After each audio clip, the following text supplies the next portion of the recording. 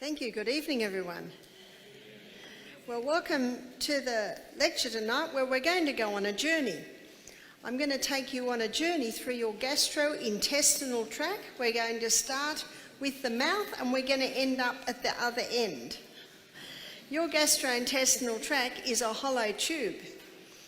And anything that goes into that hollow tube is not part of you or me until it gets broken down to tiny substances, absorbed into the blood, then it becomes part of you and me. And last night when we looked at the liver, we had a look at what happens when it gets absorbed into the blood. We actually followed the journey of how it gets into the cell. But tonight we're going to have a look at the amazing process that transforms the food that's on your plate to microscopic little substances that then gets absorbed into the blood. So this hollow tube, anything that is in it is not part of you or me until it gets into the blood, because the Bible says that the blood is the life of the flesh. Now in Australia we have a lot of sheep and they're born with tails, and what the farmer does is he puts a little rubber ring around that tail, the base of the tail, and eventually the tail falls off. Why does the tail fall off? Because that little ring has stopped the blood. So that's why the blood's called the life of the flesh. The flesh is only alive because it's being bathed with blood. And in our next lecture, where we look at the immune system, we'll be looking in a little bit more detail at the blood. What an amazing thing it is. But let's begin by taking you on a journey through your gastrointestinal tract. So notice that the main hole in is the mouth. And here it is up here.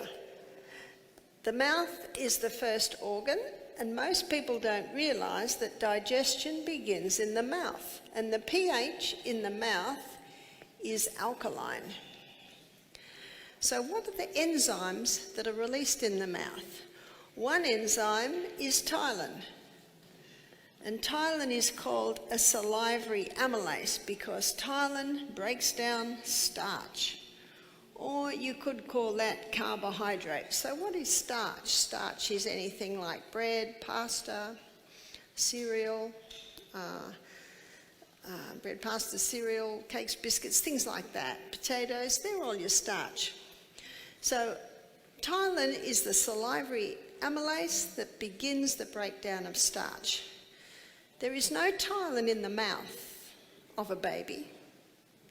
And the first teeth that a baby gets, four at the top and four at the bottom. And those teeth are called milk teeth. They're called milk teeth because that's the main food that babies should have.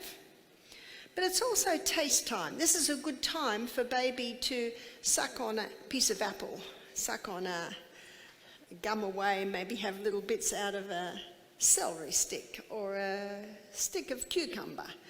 And I remember we were eating at my daughter's place in Tasmania. It was the middle of winter and it was very cold, and she had a fire in the lounge room, so we put a sheet on the lounge room floor and we ate our meal there. And her little 10-month-old baby, what did that baby want to do? That baby wanted to do what we were doing, and yet the baby's only got 4 teeth. And so my daughter said, "What'll I do, Mum?" I said, "Give the baby one of those steamed green beans." And that little baby sat there so happy thinking that it's doing everything that we're doing. And it took half an hour for that baby to get through 1 centimetre of that steamed green bean, and little bits are all over the place. Do you know, that's taste time. But baby's main food should be milk. The next teeth that come through are the molars. The molars come through further along, and the molars are grinders. And what do we grind? We grind grain. And when the molars are fully through, then the glands in the mouth release the salivary amylase ptyalin. So a baby should not have any starch till the molars are through. What age is that? That can be anywhere between 14 and 22 months of age.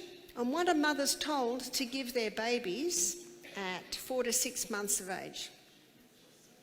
Cereal. What's cereal? Starch. Did you know that that's where malabsorption syndrome can begin to be built up in the gut? Is way back then. Do you know babies were not fed starch? They weren't fed any types of food 100 years ago. 200 years ago. Now, I'll tell you a story to illustrate. I had a lady email me. She said, Barbara, my little baby, he's just not thriving. How old is he? He's 10 months old. What does he eat? Bread, pasta, cereal, vegetables. How many teeth does he have? 4. What's his stomach like? Bloated. But he's skinny, so she's feeding him more. Is he breastfed? Yes. So I explained to her, and I have a lecture on YouTube. It's called What Shall I Feed My Baby, which explains this. So she said, what'll I give him? I said, just give him fruits and vegetables, but keep back the starches. She emailed me back, his tummy's got right down. He's actually starting to put on weight. See, the poor child, he just wasn't able to process or metabolize that food. So everything was good. When the baby's 14 months old, she emails me. She said, Barbara, the baby stopped eating. He won't eat a single thing. I began to investigate. Remember, we should all be private investigators. Is he teething? Yes, the molars are coming through. I said, it's not uncommon that a baby go off the food when they're teething. They're not themselves. Is he breastfeeding? Yes. Don't worry about it. She emailed me a week later. What if he gets brain damage? I thought, where's this coming from? Brain damage? What if his muscles start to deteriorate? I said, did you know that God made breast food perfect? You know what the amazing thing about breast milk? It's perfectly designed for the baby when it's 2 days old. Perfectly designed from when the baby's 6 months old, 18 months old. My last baby, I fed him till he was 3. She said, but, it may not be enough. I said, it is enough. A few days later, I get an email from her father. I'm a scientist at Loma Linda University. I believe that my baby, my grandson, is going to be brain damaged because the baby's only on breast milk. We would like the baby to go to hospital and be tested. What are they going to do? Take blood? What's that going to do for the baby? And my wife's a physiotherapist, and she believes that the muscles are deteriorating.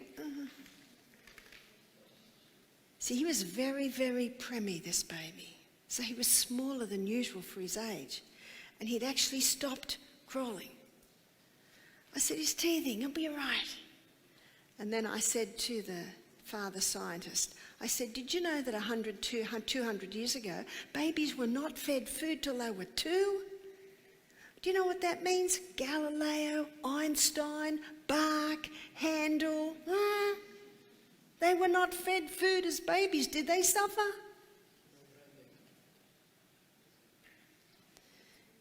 And I said, what are they going to do to the baby in hospital? What if the baby gets so upset with all this blood being taken that it actually stops breastfeeding?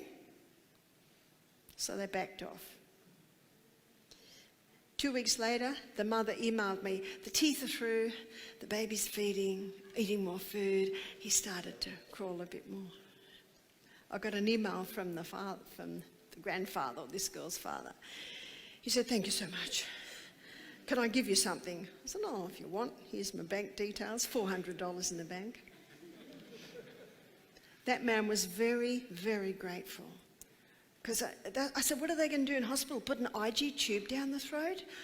Force feed the baby? What's that going to... Can you see how you have to take it to its end result? These things will pass. Of course, when they're sick, they're not the same.